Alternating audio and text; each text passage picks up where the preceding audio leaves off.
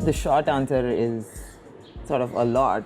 I think the value of feminism in my life and feminist literature, being able to read that has really been a journey of sort of coming to terms with my own experiences and being able to also give a name to that.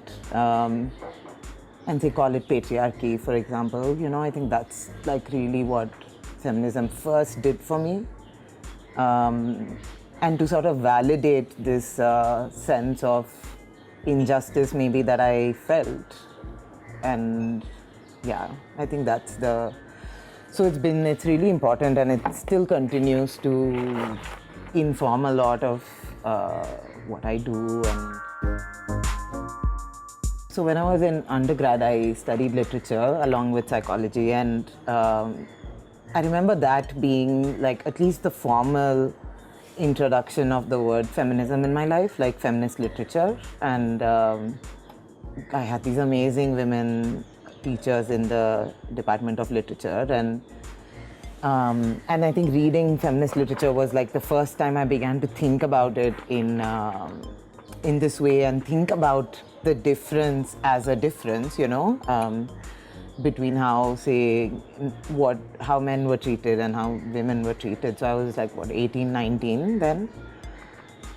Because when I was younger, I grew up in a family of 5 girls as kids, and there were no boys. So there was really like no way to compare. I mean, we didn't feel as if it was any different than it would have been for a boy. I mean, I think it would have been different if there was a boy in the house, but so I think it was that then in undergrad that I sort of realized it and began to also think of and hold feminist values as important in my life. I mean, I think the dream, I suppose, of equality is for me a feminist value. It's something that to constantly work towards, and in all ways, right? Like in not just between all the genders, but in general, equality of how can that become possible, I think is an important feminist value, which is always, I think I had that before I called it a feminist value. Like I maybe thought about that, but yeah, that's one. And I think also, for some reason, for me, it's also the living of the feminist values on an everyday basis, which means so many things, but it's important to me that it be visible in my everyday life, in my interactions with different people.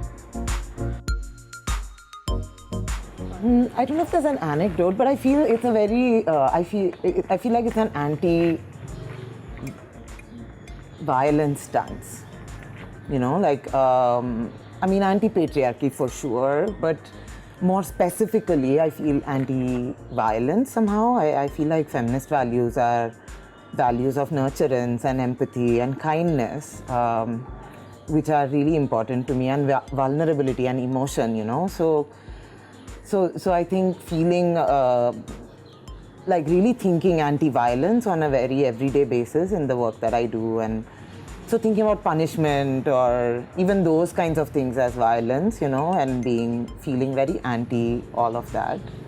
I think that's the example that sort of comes to my mind. Yeah. So many, but there are 2 that were really important to me. Like the literature that was first introduced to me was